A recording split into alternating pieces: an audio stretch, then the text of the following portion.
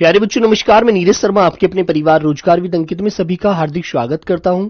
प्यारे बच्चों नमस्कार, प्रणाम, सुप्रभात। कैसे हैं आप सभी लोग? सभी मेरे प्यारे बच्चे अच्छे हैं, एकदम जबरदस्त हैं, मस्त हैं मेरे बच्चों।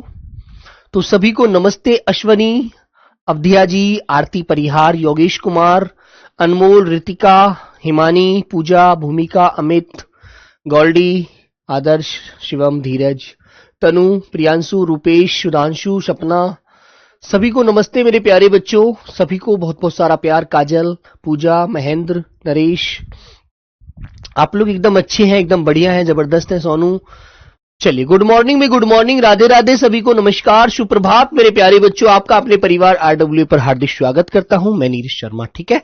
आइए दोस्तों, तो चलते हैं मेरे प्यारे बच्चों क्लास की तरफ। आज हम क्लास वैसे ही हमारी पहले से लेट है, ठीक है। उसके लेट के पीछे कारण मेरे प्यारे बच्चों क्या था?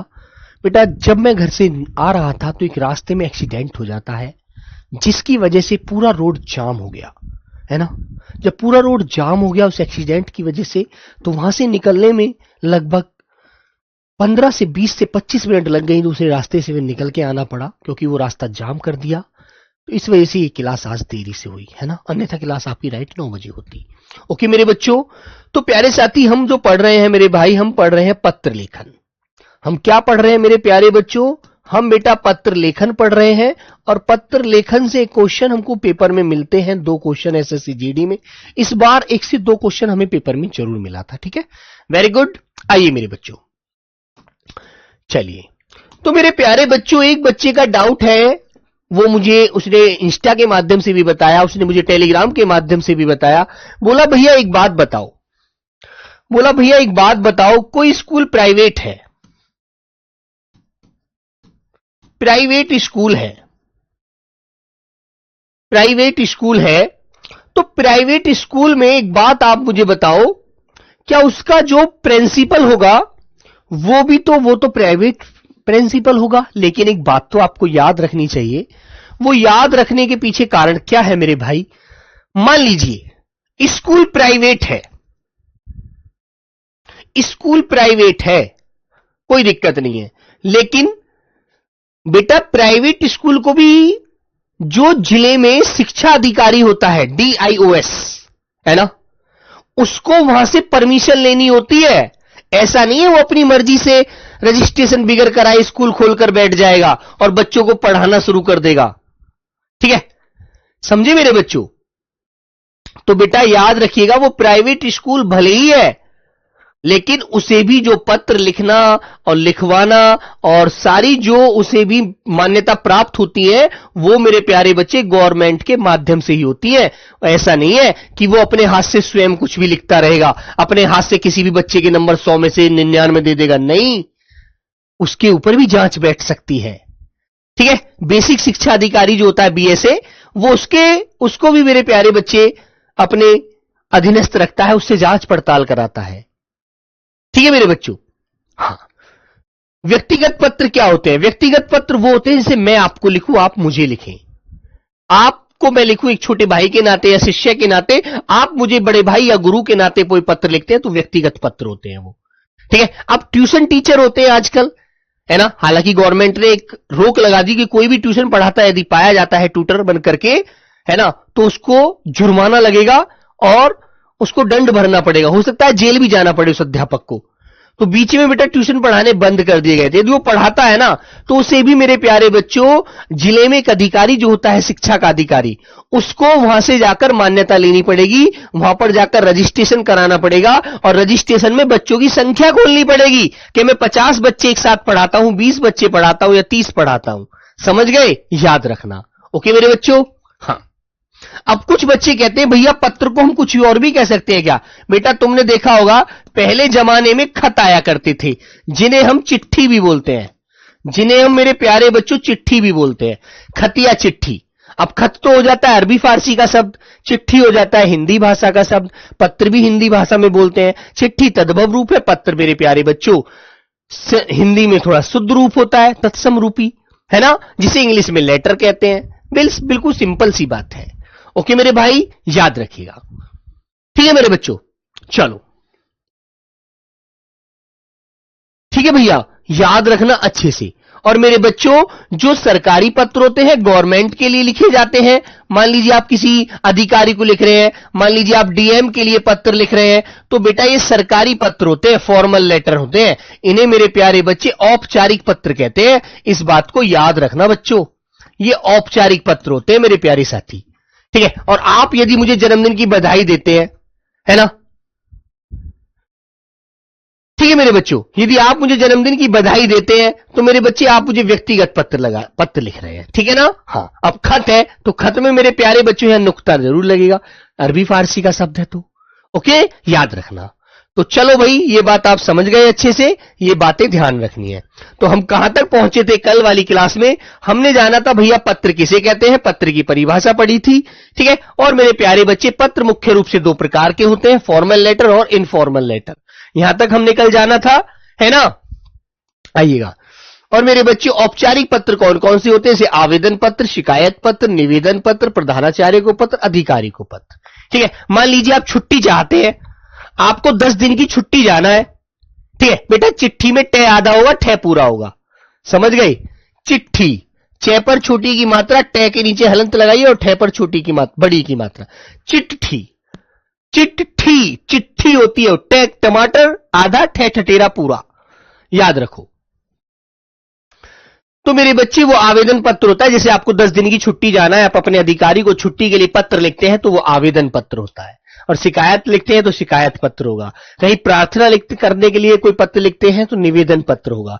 प्रधानाचार्य से आप कोई वार्ता बताना चाहते हैं, अपनी क्लास के बच्चों की कुछ गलतियों को बताना चाह रहे हैं, तो प्रधानाचार्य को पत्र लिख दीजिए कि महोदय, हमारी क्लास में कुछ बच्चे हैं जो असामाजिक तत्व हैं और गलतियां बहुत ज्यादा करते हैं और पूरे दिन शोर शराबा करते हैं, पढ़ने नहीं देते हैं, तो बच्चों वो प्रधानाचार्य को पत्र लिख दीजिए।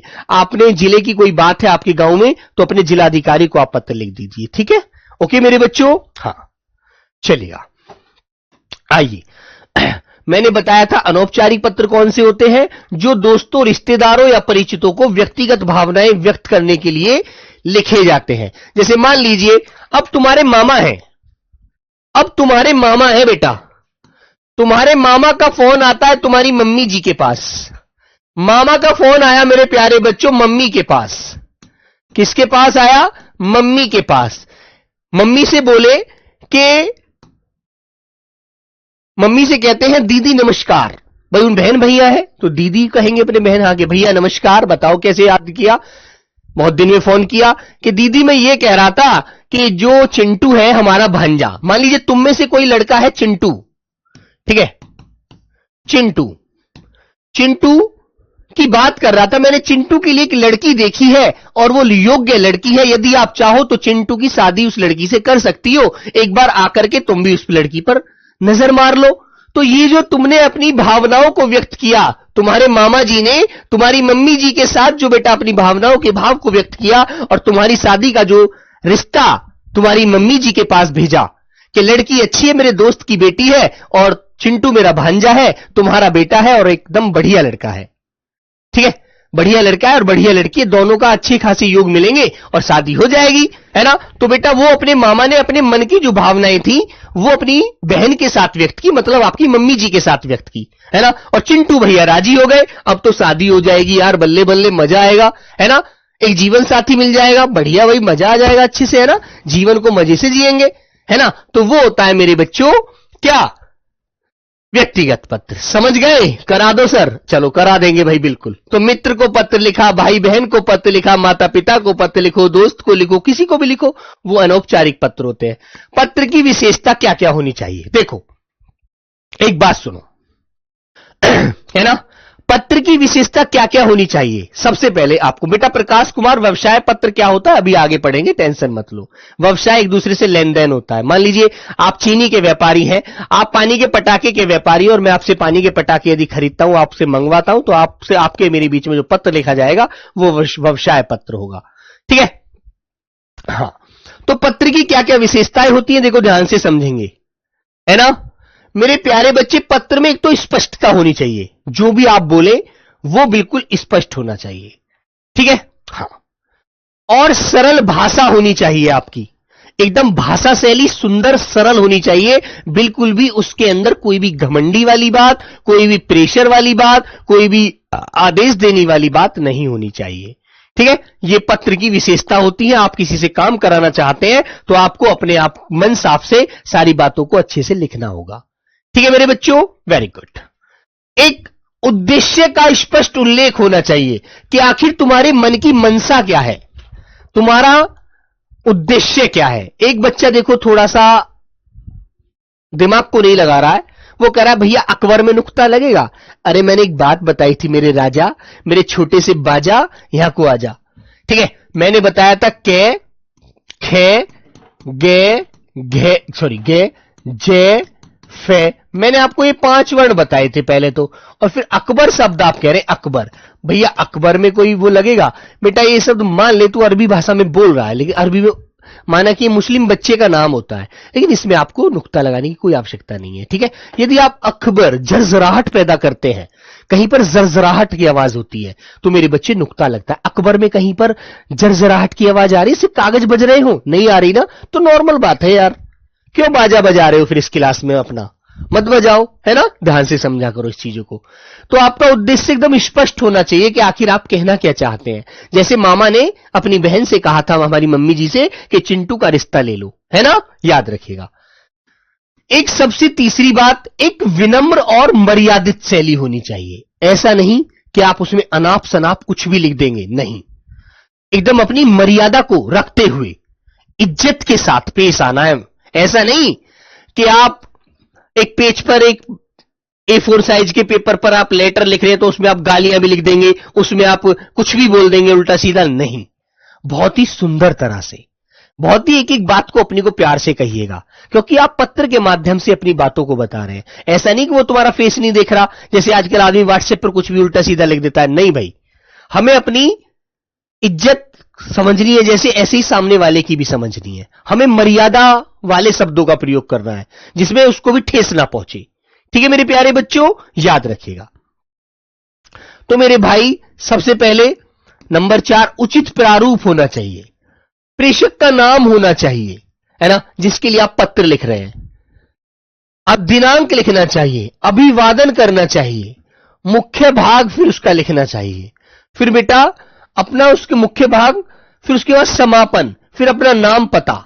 क्या मेरा नाम जैसे मैंने कहा नीरज शर्मा, नीरज शर्मा, ठीक है, RWA हिंदी फैकल्टी।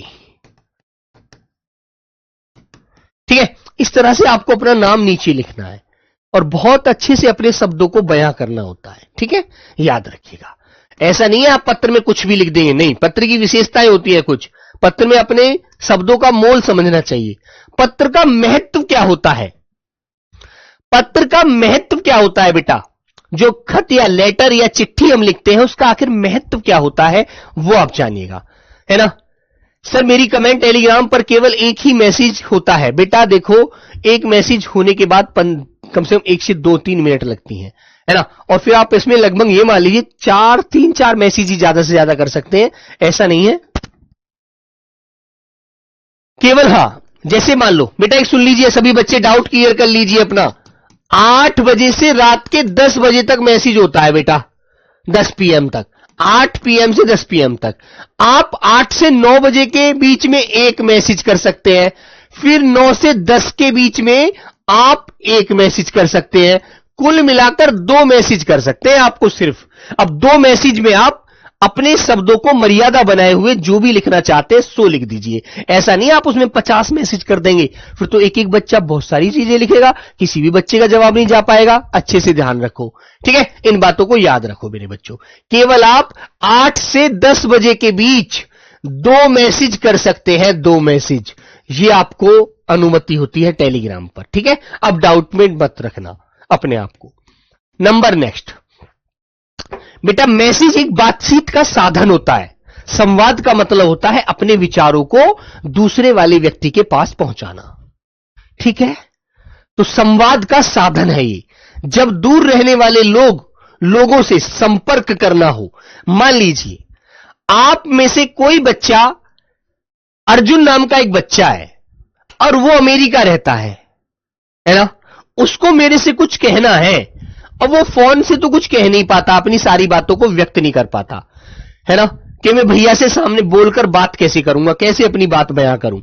वो क्या सोचता है कि मैं ऐसा करता हूं, मैं एक पत्र लिखता हूं और नीरज भैया के पते पर उसको भेज देता हूं, एड्रेस पर, है ना।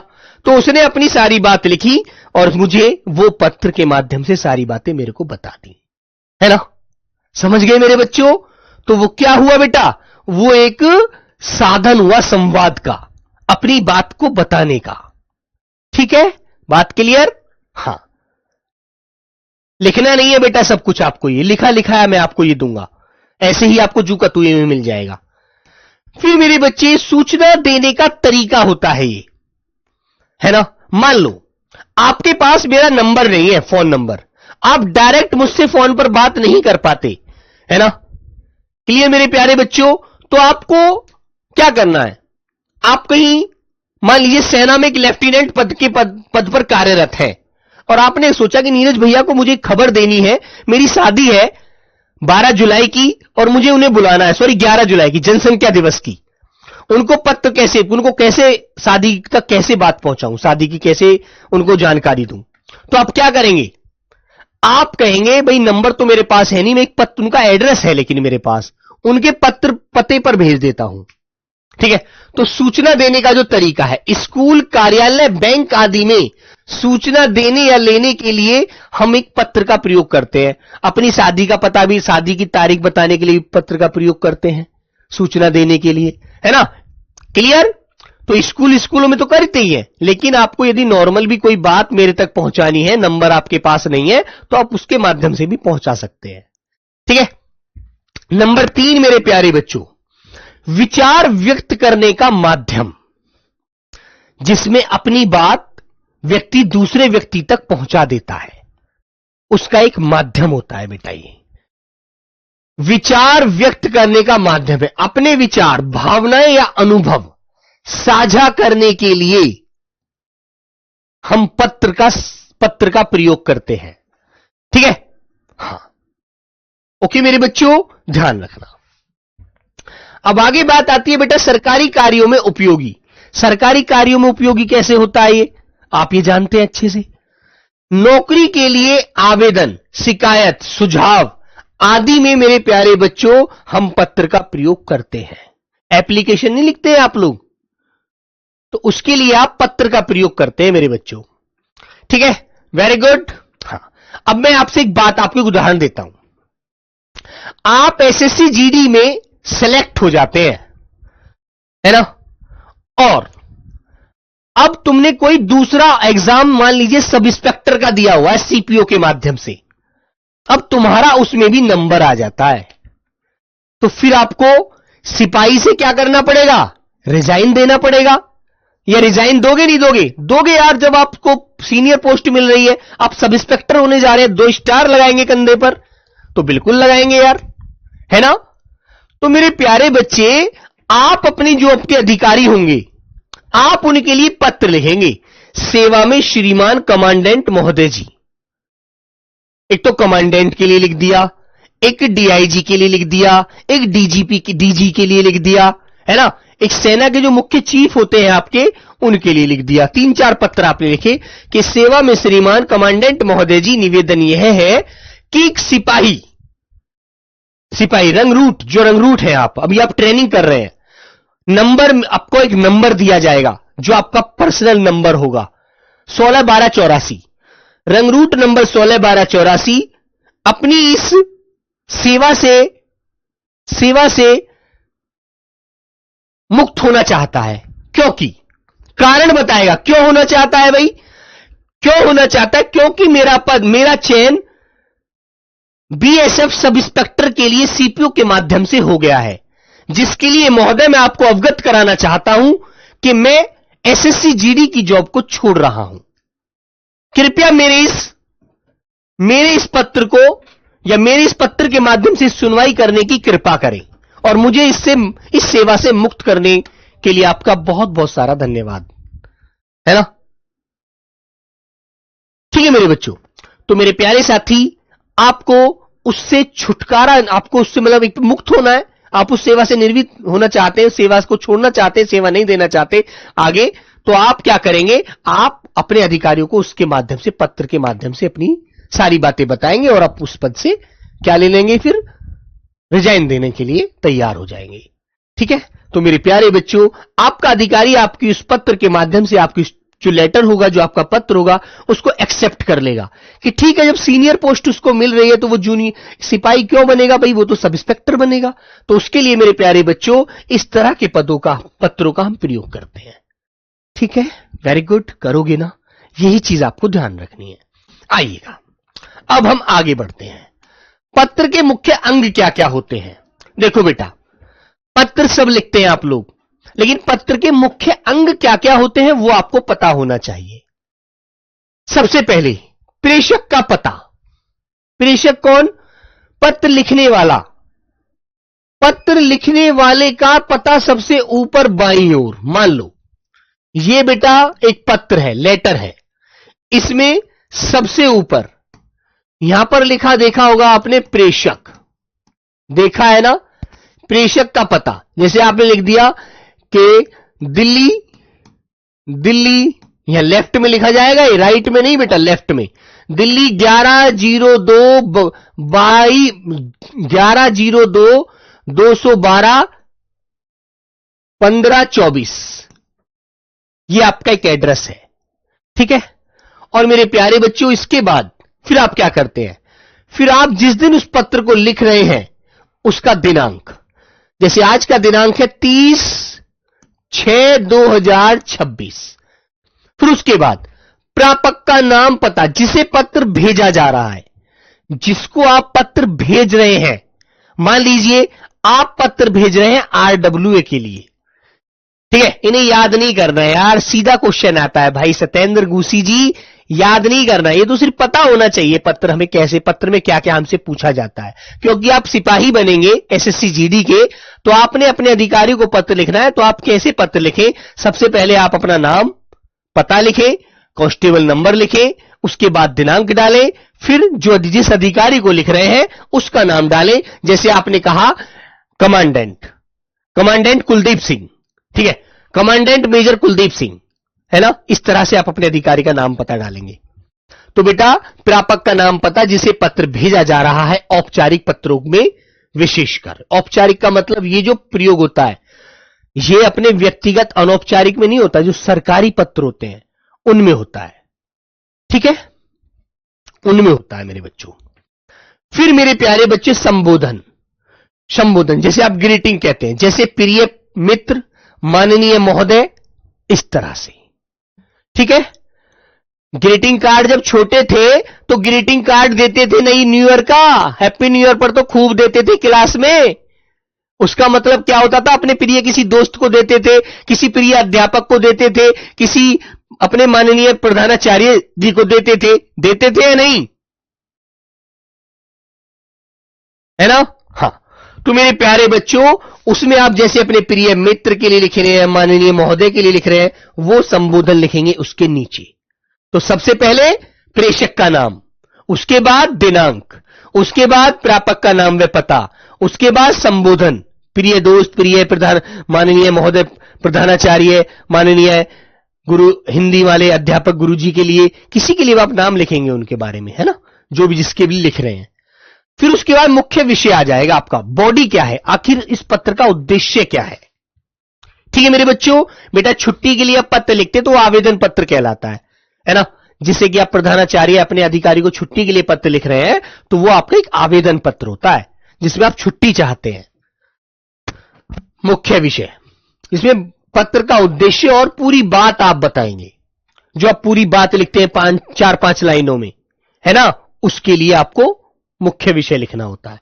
फिर उपसंहार जो होता है, कंक्लूजन क्या है आखिर इस बात का, जब आप उस बात का अंत करते हैं तो लास्ट में लिखते हैं ना, महोदय आपकी अति कृपा होगी, है ना, महोदय आपकी अति कृपा होगी। आपका आज्ञाकारी सिपाही, आज्ञाकारी शिष्य, है ना, अपना नाम लिखेंगे समाप्त करने पर।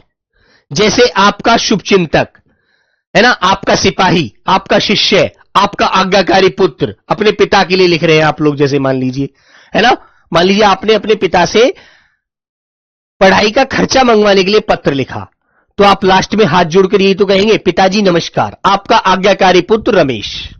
ठीक है? हाँ। फिर मेरे प्यारे बच्चों, अंत में आप अपने हस्ताक्षर कर देंगे और अपना क्या करेंगे, अपना नाम लिख देंगे। जैसे अपना नाम आपने लिख दिया रमेश,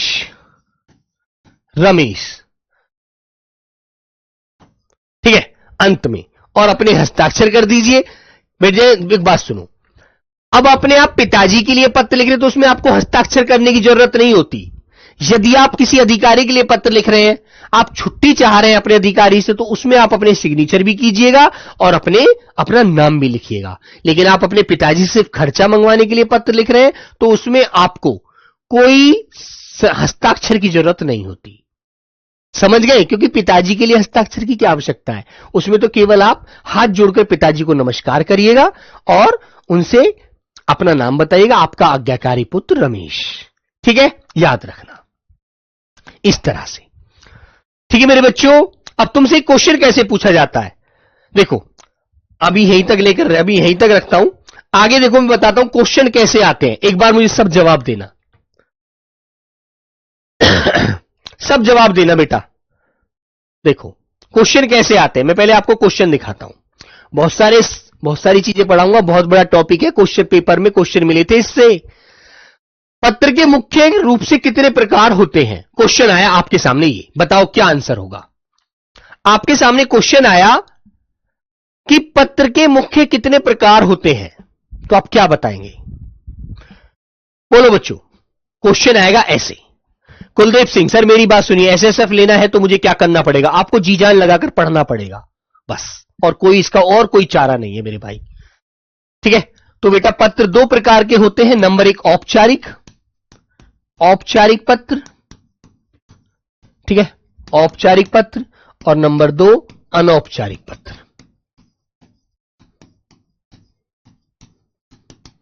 ठीक है? Option A. क्वेश्चन आएगा दूसरा, अपने से बड़े आदरणीय संबंधी को आप पत्र लिखते हैं, लिखते समय संबोधन क्या होना चाहिए? मान लीजिए आप पत्र लिख रहे हैं मेरे लिए, है ना, या मान लीजिए अपने पिताजी के लिए लिख रहे हैं, तो आपका पत्र में संबोधन क्या होना चाहिए, बताओ। बोलो मेरे प्यारे बच्चे, क्या होना चाहिए संबोधन आपका? बेटा आवाज थोड़ी तेज है तो थोड़ी कानों में गूंजती होगी, है ना। आवाज थोड़ा धीमे मेरे पे आज बोला नहीं जाता यार, क्योंकि मुझे आदत नहीं है, मेरे को बड़ा ऐसा लगता है कि मेरे अंदर जुनून नहीं है। फिर आप एक एसएससी जीडी के सिपाही हैं, तो आपके अंदर में जितना हौसला जज्बा होना चाहिए वो जरूर होना चाहिए, है ना। आप ऐसे बोलेंगे नहीं मेरा नाम है नीरज, मेरे बस की नहीं है बेटा ऐसे। फिर आप एक देश के सिपाही नहीं है, आप कोई सरकारी वैसे जॉब की तैयारी कीजिए, कहीं ऑफिस में बैठने वाली। आप देश के जवान हैं तो आपकी आवाज में वो दहाड़ होनी चाहिए कि जो एक हमारे देश को जिस जवान की जरूरत है वही मिले। ठीक है? तो मेरे बच्चे आपको लिखना है पूजनीय या आदरणीय, ए आंसर। ठीक है? मित्र महोदय नहीं लिखना आपको। जब आप अपने बड़े के लिए लिख रहे हैं तो पूजनीय पिताजी नमस्कार, आदरणीय गुरुजी नमस्कार। ठीक है? याद रखो, क्योंकि बेटा एक बात सुनिएगा, जंगल में शेर एक ही होता है और वो शेर आप है अपने अपने जगह।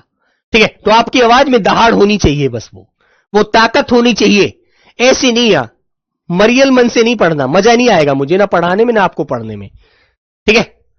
सभी राज्य के बच्चे यहां जुड़े हुए हैं, असम, मेघालय, मिजोरम, 7 सिस्टर राज्य, मणिपुर, नागालैंड, है ना, अरुणाचल प्रदेश, त्रिपुरा, इधर से तुम्हारा बेटा ये कहूं तो मैं हैदराबाद, तेलंगाना, कर्नाटक, उड़ीसा, गुजरात, मध्य प्रदेश, महाराष्ट्र।